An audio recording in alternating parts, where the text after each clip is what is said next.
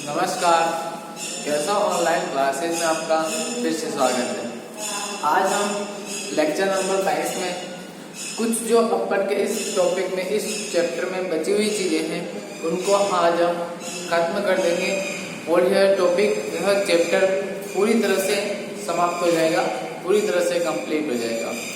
कुछ बातें जो अपन ने इस चैप्टर में कुछ टॉपिकों में पढ़ चुके हैं हम उसमें उनको अपन अलग से एक बार और पढ़ लेते हैं ताकि अगर क्वेश्चन आ जाए तो आप आसानी से लिख सको। उन्हीं में से एक दो बातें थी जो मैं आपको बता दूं। एक थी बताओ संक्रमण अवस्था, यानी कि जो वो ऊपर जाके अपन ने ऊर्जा अवरोध वाला पढ़ा था ग्राफ, देखो ध्यान से। इस प्रकार का हमने एक ग्राफ पढ़ा था। इस ग्राफ में हमने पढ़ा था कि इस प्रकार का ऊर्जा वितरण होता है, ठीक है। फिर हमने पढ़ा था कि यहाँ पर होते हैं रिएक्टेंट और यहाँ पे होता है प्रोडक्ट। ये रिएक्टेंट यहाँ पर जाकर के एक सक्रिय संकुल का निर्माण करते हैं। इसका बताओ, सक्रिय संकुल का निर्माण करते हैं। इस सक्रिय संकुल यहाँ पर जो स्टेट आती है, जो अवस्था आती है, उसे हम क्या कहते हैं बताओ, मध्यवर्ती अवस्था कहते हैं। और इसी संकुल को हम क्या कहते हैं, मध्यवर्ती संकुल कहते हैं। क्लियर है यहाँ तक? तो इसके बारे में हमें थोड़ा सा समझना है, थोड़ा सा जानना है। आओ इसके बारे में चर्चा करते हैं। जैसा कि हमने इस वक्र में पढ़ा था, क्या पढ़ा था देखना ध्यान से। क्लियर है? इधर थी ऊर्जा, ठीक है, और इधर था बताओ अभिक्रिया का पथ। हमने इस प्रकार का ग्राफ बनाया था। क्लियर?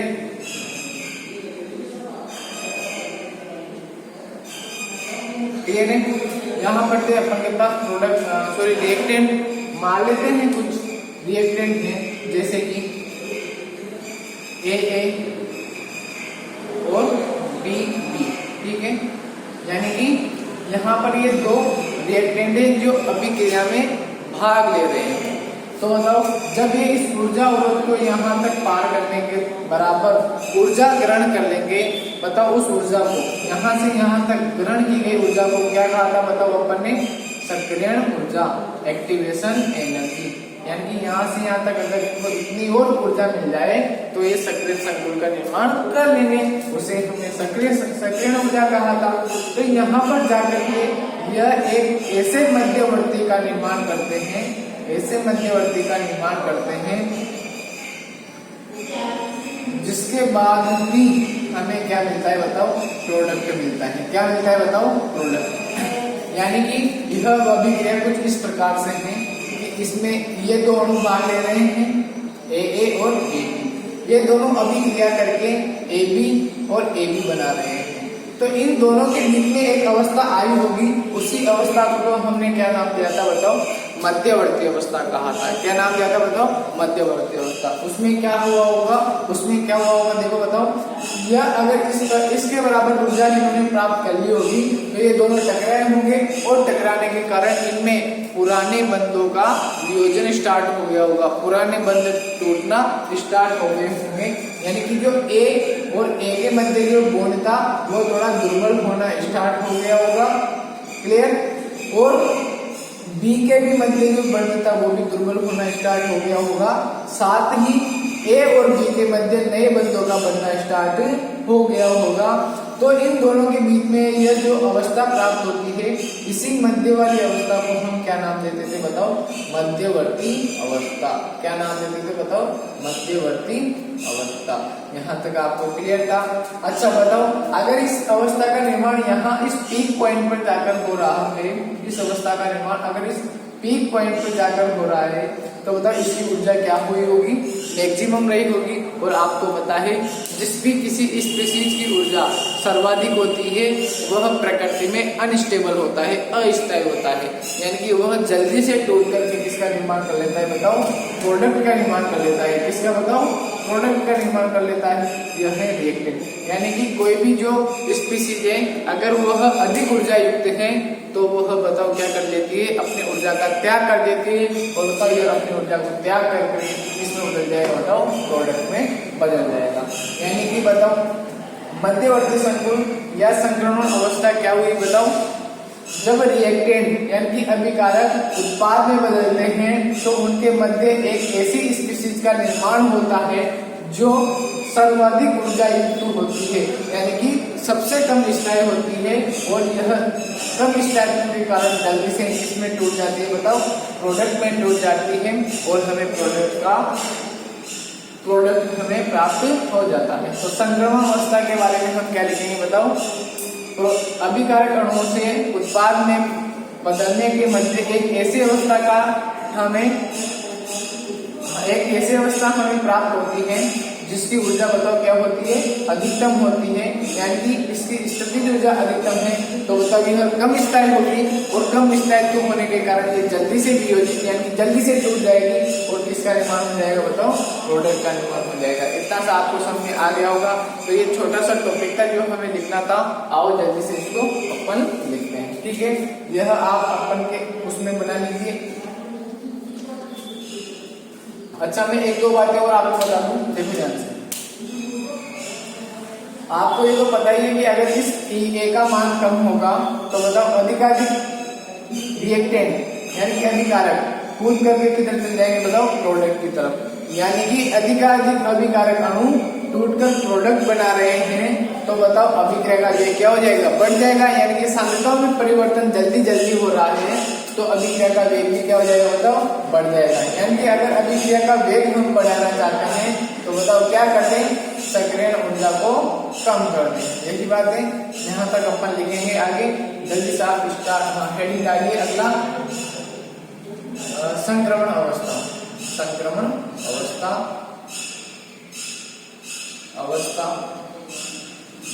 व सक्रियण ऊर्जा का महत्व, यहां तक आप हेडिंग डालिए जल्दी से।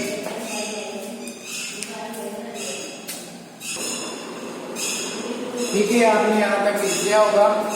आप ये वाला डायग्राम बना लीजिए जल्दी से।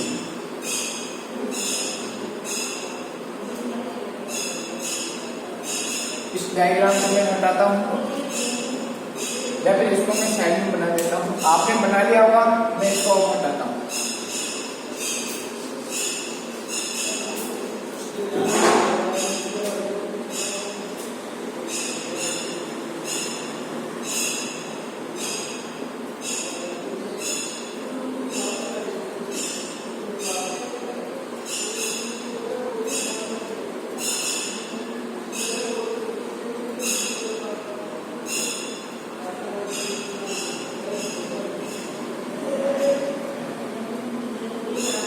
ठीक है, यहाँ तक यही हमने लिखा था। बताओ रिएक्टेंट में कौन कौन भाग ले रहा है, बताओ कुछ भी ले लो आप, ए ले लो, बी ले लो, और इधर क्या बना दो आप, ए बी और ए बी बना दो। क्लियर है यहाँ तक? तो यहाँ पर पीक पॉइंट पर एक हमें ऐसी अवस्था प्राप्त होती है, बताओ जिसकी ऊर्जा क्या होती है, सर्वाधिक होती है, और सर्वाधिक ऊर्जा प्राप्त स्पीशीज कभी भी इस टाइप से प्राप्त नहीं करता है। वह क्या करता है, बताओ अपनी ऊर्जा का ह्रास करने के लिए टूट जाता है, और बताओ किसमें बदल जाता है, प्रोडक्ट में बदल जाता है। क्लियर है यहाँ तक सभी को? क्लियर है? तो अपन यही लिखेंगे, बताओ संक्रमण अवस्था, यानी कि ये जो अपन को प्राप्त हुई यही तो क्या कहलाएगी, बताओ मध्यवर्ती अवस्था, मध्यवर्ती या फिर संक्रमण अवस्था। आप इतना सा लिखिए। अब बताओ क्या लिखेंगे, बताओ कि जब अभिकारक अणु टक्करें करके उत्पाद में परिवर्तित होते हैं तो अभिकारक अणुओं और उत्पाद के मध्य हमें एक ऐसी अवस्था प्राप्त होती है जो उच्च ऊर्जा धारण किए हुए होती है, और उच्च ऊर्जा के कारण यह अवस्था बहुत कम स्थायी होती है, जो कि तुरंत टूट करके किसमें बदल जाती है, बताओ उत्पाद में टूट जाती है। ऐसी अवस्था क्या कहलाती है, बताओ संक्रमण अवस्था कहलाती है। जल्दी से आप लिखना स्टार्ट कीजिए। लिखिए, जब अभिकारक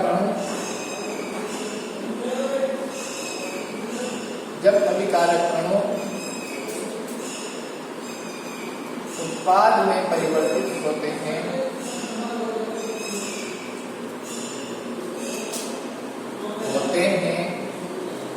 तो इनके मध्य एक उच्च ऊर्जा युक्त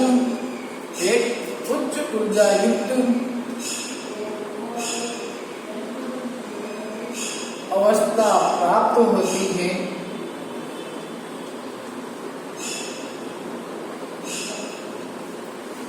जो संक्रमण अवस्था या मध्यवर्ती अवस्था कहलाती है,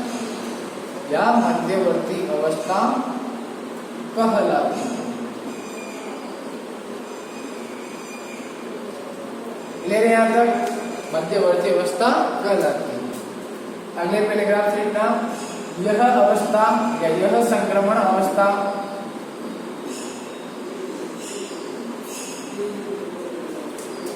उच्च ऊर्जा युक्त होने के कारण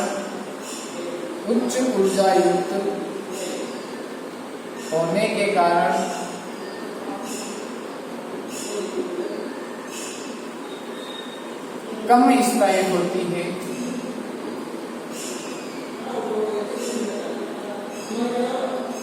अतः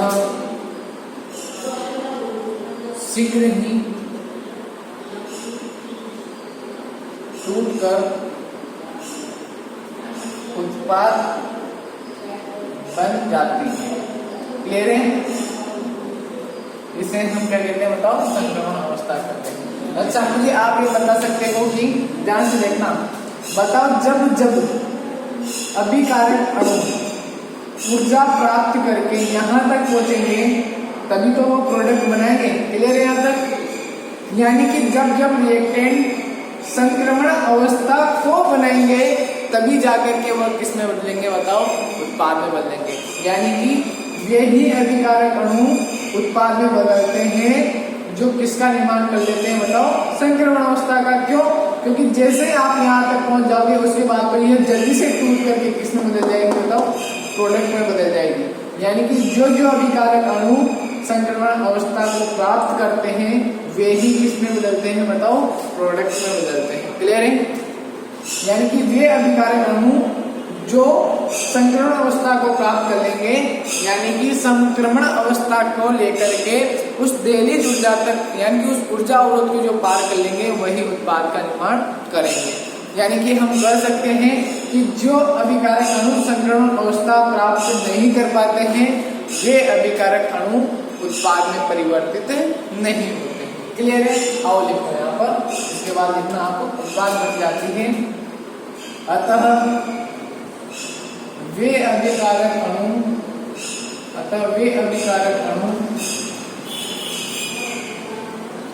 जो संक्रमण अवस्था बनाते हैं, जो संक्रमण अवस्था प्राप्त करते हैं, ऐसे लिखो, जो संक्रमण अवस्था प्राप्त करते हैं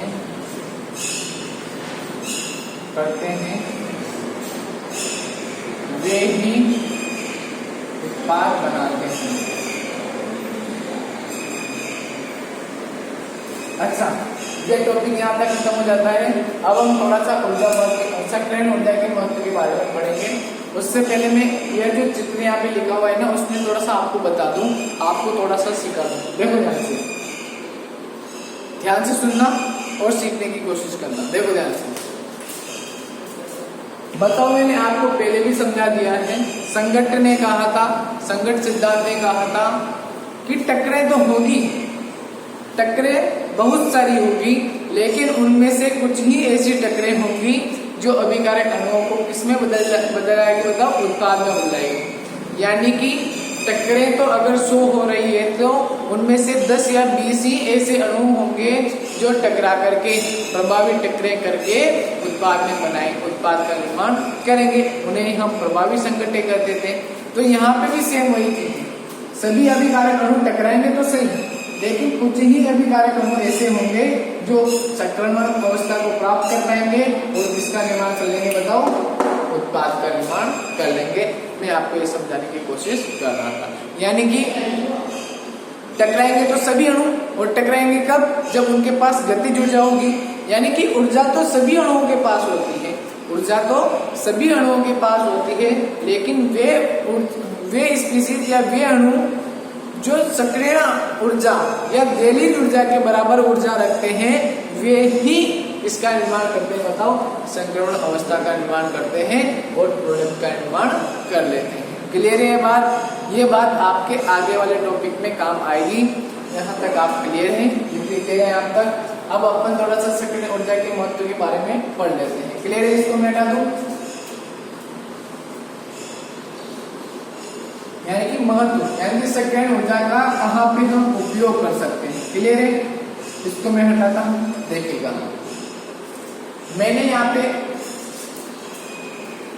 एक आपके सामने यही वाला ऊर्जा वितरण वक्र समझाया आपको, सॉरी ऊर्जा वितरण व्यापक, ऊर्जा और अभिक्रिया के तत्व बताया मैंने, ठीक है। अब गौर करना, यहाँ पर जो भी वैल्यू होगी वो ऊर्जा की होगी। अब मैंने आपको यह समझाया, आपके मन में ये सवाल उठना चाहिए था, क्या सर, इस सर आप जो अभी तक ग्राफ बना रहे थे वे कुछ इस प्रकार का बना रहे थे। क्लियर है? यानी कि ये वाला सिरा थोड़ा ऊपर था और ये सिरा वाला थोड़ा नीचे था, ठीक है। यहाँ तक क्लियर है? यहां से यहां तक की ऊर्जा अपनी मान लेते हैं, यहां से यहां तक की ऊर्जा अपन मान लेते हैं कुछ रही होगी, ठीक है। यानी कि यहाँ पर जो रिएक्टेंट है और यहाँ पर जो प्रोडक्ट है मान लेते हैं यहाँ से यहाँ तक की ऊर्जा रही होगी, यानी कि ये जो पीक पॉइंट रहा होगा वह रहा होगा मान लेते हैं 40, ठीक है। यानी कि यहाँ से यहाँ तक की ऊर्जा का जो लेवल है वो कितना है, बताओ, 40, और यहाँ से यहाँ तक की जो ऊर्जा है वह कितनी रही होगी, मान लेते हैं 20। तो बताओ, अभिकारक अणुओं के पास 40 ऊर्जा थी और उत्पाद के पास 20 ही रह गई, यानी कि ऊर्जा का क्या हुआ होगा, बताओ, निष्कासन हुआ होगा। क्या हुआ होगा, बताओ, निष्कासन। और जब ऊर्जा का निष्कासन होता है तो वे अभिक्रियाएं क्या कहलाती है, बताओ, ऊष्माक्षेपी अभिक्रियाएं कहलाती है। बताओ क्या कहलाती है, ऊष्माक्षेपी अभिक्रियाएं। यानी कि ये जो वक्र हम बना रहे थे वह वक्र किन अभिक्रियाओं के लिए थे, बताओ, ऊष्माक्षेपी अभिक्रियाओं के लिए। इसके लिए बताओ, ऊष्माक्षेपी अभिक्रियाओं के लिए, यानी ऊष्माक्षेपी अभिक्रियाओं में अभिकारक अणुओं के पास, यानी निकाय के पास पहले ऊर्जा ज्यादा थी, अब निकाय के पास ऊर्जा कम हो गई, यानी कि ऊर्जा का त्याग हो गया होगा, और ऊर्जा का त्याग ही क्या कहलाता है, बताओ, ऊष्माक्षेपी अभिक्रियाएं कहलाता है। क्लियर है? तो फिर सर ऊष्माशोषी में क्या होगा, वही मैं आपको समझाना चाह रहा हूँ, वही तो सक्रिय ऊर्जा का महत्व है। देखो ध्यान से, ऊष्माशोषी में तो, ऊष्माक्षेपी में तो ये हो रहा था, यानी पहले ज्यादा थी और बाद में कम हो गई थी। अब ऊष्माशोषी में जस्ट इसका उल्टा हो जाएगा, क्या, पहले जो 40 थी अब कितनी रह जाएगी, बताओ, अब ज्यादा हो जाएगी, यानी कि 80 हो जाएगी। तो अब आप मुझे बताओ, यह किसको बताएगा, बताओ, ऊष्माशोषी को बताएगा। किसको बताएगा, बताओ, ऊष्माशोषी को, क्योंकि पहले 40 थी अब 80 हो गई, यानी कि ऊर्जा को अपन ने क्या कर लिया, अवशोषित कर लिया। तो बताओ वो अभिक्रिया क्या कहलाएगी, ऊष्माशोषी अभिक्रिया कहलाएगी। क्लियर है? ये दोनों ग्राफ आपको अच्छे से समझ में आ गए होंगे। अब अपन इसको लिखना स्टार्ट करते हैं। जल्दी से मैं इसको मिटाता हूँ, आपको ये चीज समझ में आ गई होगी, देखिएगा। क्लियर है? देखो ध्यान से, सबसे पहले आप लिखना स्टार्ट कीजिए, देखो। उसके बाद संक्रमण अवस्था अपन का पूरा हो चुका है, उसके बाद छोटा सा स्टार लगाइए और लिखना स्टार्ट कीजिए। सक्रिय अवस्था या सक्रिय ऊर्जा की सहायता से हम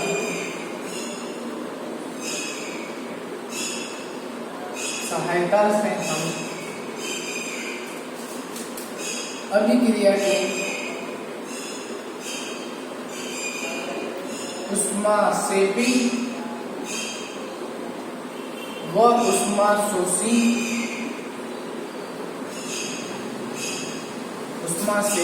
उष्माशोषी होने का पता लगा सकते हैं। कैसे लगा सकते हैं, देखना ध्यान से। बताओ केस स्पष्ट। सबसे पहले अपन बनाते हैं केस स्पष्ट। बताओ ध्यान से देखना। अगर जो ग्राफ हो वो ऐसा हो, ऐसा सर, ये देखो ध्यान से, जो अपन अभी तक बनाते आ रहे थे, यहाँ पर होगा फल। अब बताओ अगर ऊर्जा वितरण वक्र ऐसा रहा हो, सॉरी ऊर्जा वितरण वक्र क्या, अगर अभिक्रिया का पथ ऐसा रहा हो, तो बताओ अभिक्रिया पथ में सबसे पहले जो रिएक्टेंट थे उनकी ऊर्जा तो ज्यादा रही होगी और इनकी ऊर्जा कम। तो गौर करना, आप ध्यान से देखना। अगर मैं इसको R मानूं और इसको यहाँ तक इसको P मानूं, तो आप मुझे बताइएगा यहाँ से यहाँ तक की जो ऊर्जा होती है, यानी कि इसको अगर मैं यहाँ तक पहुँचाना चाहता हूँ, यानी कि अगर मैं इसको यहाँ तक पहुँचाना चाहता हूँ, तो बताओ मुझे इतनी ज्यादा एनर्जी की आवश्यकता उसको देनी पड़ेगी, नहीं देनी पड़ेगी? बताओ इतनी ज्यादा एनर्जी मुझे इसको देनी पड़ेगी। उसको मैं मान लेता हूँ E1, ठीक है। अब या फिर मैं इसको उल्टा यानी कि रिवर्स अगर चलाना चाहता हूँ, तो बताओ अगर मैं इसको यहाँ तक पहुँचाना चाहता हूँ, यानी कि वापस से अगर मैं रिएक्टेंट बनाना चाहता हूँ, तो यहाँ से मुझे यहाँ तक पहुँचने के लिए मुझे इसको इतनी ऊर्जा और देनी पड़ेगी। क्लियर यहाँ तक? यानी कि बताओ क्लियर यहाँ तक? यानी कि बताओ पहले जो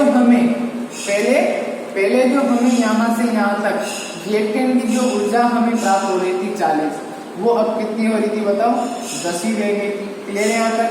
तो बताओ यहाँ से ऊर्जा का क्या हो गया था? बताओ निष्कासन हो गया था। यानी कि बताओ ऊर्जा का निष्कासन होना है तो क्या कहलाता है? उष्माक्षेपी अभिक्रिया कहलाता है। क्लियर है? तो अपन यहाँ पे यही चीज लिखेंगे कि जब E1 का मान, क्या लिखेंगे बताओ? जब E1 का मान इज लेस देन हो E2 से, E1 का मान E2 से लेस देन हो, तो बताओ क्या हो जाएगा? बताओ उष्माक्षेपी हो जाएगा। कैसे?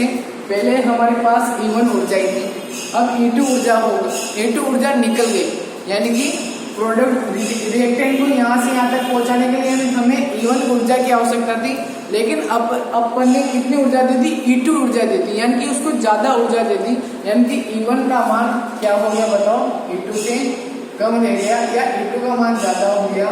तो मुझे आप बताओ जो डेल्टा E होता है, वह कितना आएगा? बताओ ग्रेटर देन आएगा, यानी कि उष्मा का उत्सर्जन हो जाएगा, और उष्मा का उत्सर्जन ही क्या कहलाता है? बताओ उष्माक्षेपी अभिक्रिया कहलाता है। तो आप यहाँ पर जल्दी से लिखिएगा, केस स्पष्ट बनाइएगा, फिर यहाँ पर लिखिएगा अगर उष्माक्षेपी अभिक्रिया हो तो वक्र ऐसा आएगा। फिर हम आगे लिखते हैं, जल्दी से यहाँ तक बनाइए आप। क्लियर है बच्चों? यहाँ से आज तक आपको समझ में आ गया होगा। तो बताओ यहाँ पे क्या लिखना था अपन को? देखो ध्यान से, उष्माक्षेपी गौर करना। अगर ये चीज समझ में नहीं आई हो तो वापस एक बार और समझना, मैं आपको यहाँ को बता रहा हूँ। गौर करना चाहिए ध्यान से, मैं इन सबको आगे लाता हूँ, ठीक है?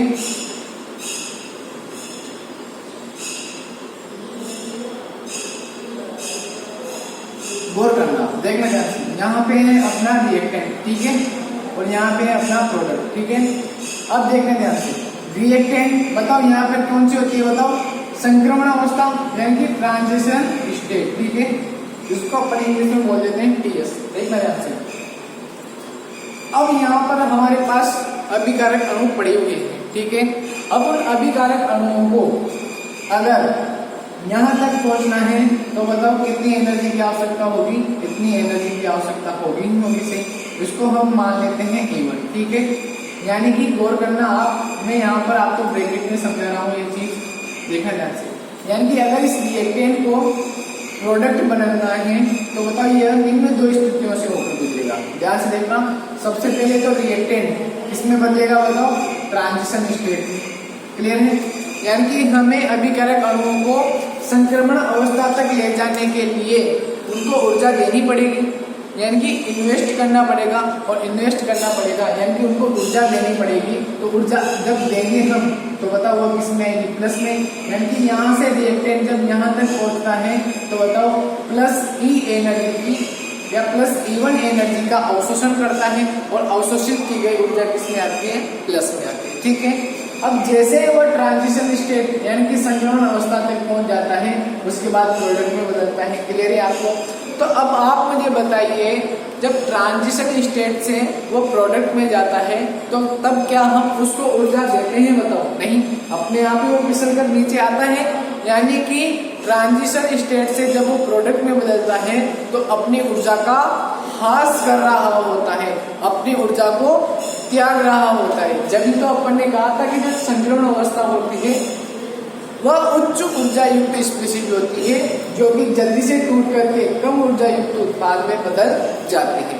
यानी कि जब ट्रांजिशन स्टेट से प्रोडक्ट बन रहा होगा तब ऊर्जा का क्या हो रहा होगा, निष्कासन हो रहा होगा, और उत्सर्जित ऊर्जा किससे आती है? बताओ, माइनस से दर्शाई जाती है। तो बताओ, मान लेते हैं यहाँ से जो यहाँ तक ऊर्जा रही होगी वह कितनी रही होगी? बताओ, E2 रही होगी। तो अब आप मुझे बताइए कि अगर ऊष्माक्षेपी अभिक्रिया रही होगी, यानी कि ऊष्माक्षेपी अभिक्रिया में क्या होता है? बताओ, पहले ऊर्जा कम होती है और बाद में ऊर्जा का मान क्या, पहले ऊर्जा ज्यादा होती है और फिर बाद में ऊर्जा कम रह जाती है। किसकी?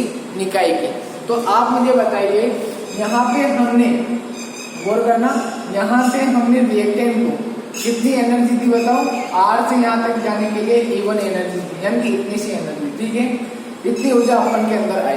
ठीक है, क्लियर है? यहाँ तक मान लेते हैं अपन ने यहाँ से यहाँ तक 10 एनर्जी की ऊष्मा अवशोषित की, 10 किलो कैलोरी। ठीक है, लेकिन जब ट्रांजिशन स्टेट बनी तो बताओ, जब ट्रांजिशन स्टेट बनी तो जब प्रोडक्ट बना होगा तो बताओ वह E2 ऊर्जा का उत्सर्जन कर रहा होगा। तो यहाँ तो अपन ने केवल 10 किलो कैलोरी को ही अवशोषित किया था, लेकिन बताओ यहाँ पर कितनी कैलोरी ज्यादा बढ़ गई? बताओ, 20 या 30 बढ़ गई होगी, यानी 20 या 30 किलो कैलोरी निष्कासित हो गई होगी। तो बताओ, पहले तो हमने अवशोषित की थी केवल 10, अब हम उत्सर्जित कर रहे हैं 20 या 30, यानी कि पहले तो हमने कम ऊर्जा अवशोषित की थी, अब ज्यादा उत्सर्जित कर रहे हैं। यानी कि निकाय से कुल टोटल मिलाकर के ऊर्जा का उत्सर्जन हो रहा होगा, और इसी कारण से इस यह जो ग्राफ आया वो किसका आया? बताओ, ऊष्माक्षेपी का आया। क्लियर है यहाँ तक? यानी कि जो यहाँ पर जितना परिवर्तन हुआ होगा डेल्टा I का, वह कितना होता है? बताओ, E1 यहाँ पर और माइनस E2। अब बताओ, E1 का मान तो थोड़ा सा ही है, लेकिन बताओ E2 का मान सर्वाधिक है, तो बताओ डेल्टा I का मान कितना आ जाएगा? माइनस में। आएगा नहीं आएगा? बताओ, आ जाएगा। क्यों?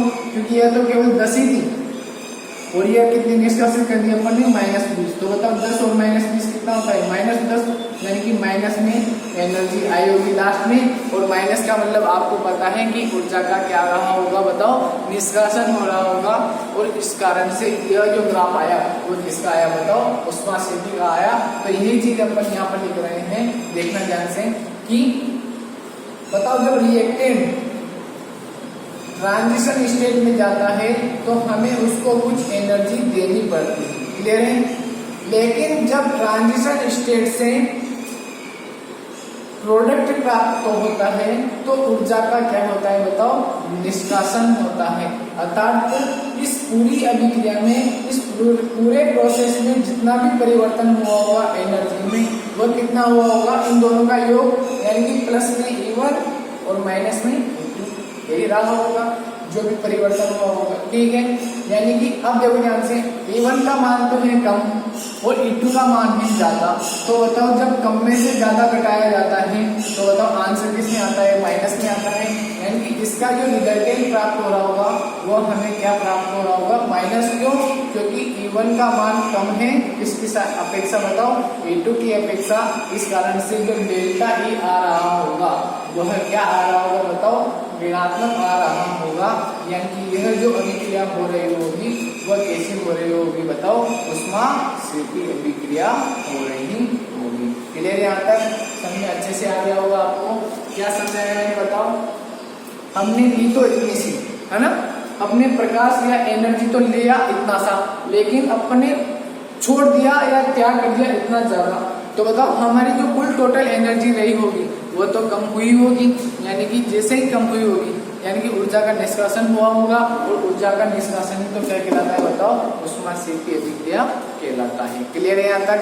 अब बताओ हम ऊष्माशोषी के लिए बनाएंगे तो ऊष्माशोषी में क्या करेंगे, इसका मान तो बढ़ा देंगे ज्यादा और इधर कर देंगे कम, यानी कि हमने ग्रहण तो कर दी ज्यादा लेकिन छोटी त्यागी कितनी कम, तो यानी कि रिजल्टेंट हमारे अंदर और एनर्जी का मान बढ़ गया, और एनर्जी का मान बढ़ गया यानी कि हमने अवशोषित तो करी ज्यादा लेकिन छोटी त्यागी कम, तो बताओ हमने क्या कर लिया, रिजल्टेंट अवशोषित कर लिया, यानी कि हमें ऊर्जा का मान बढ़ गया, यानी कि वो ऊष्माशोषी अभिक्रिया हो जाएगी। क्लियर है?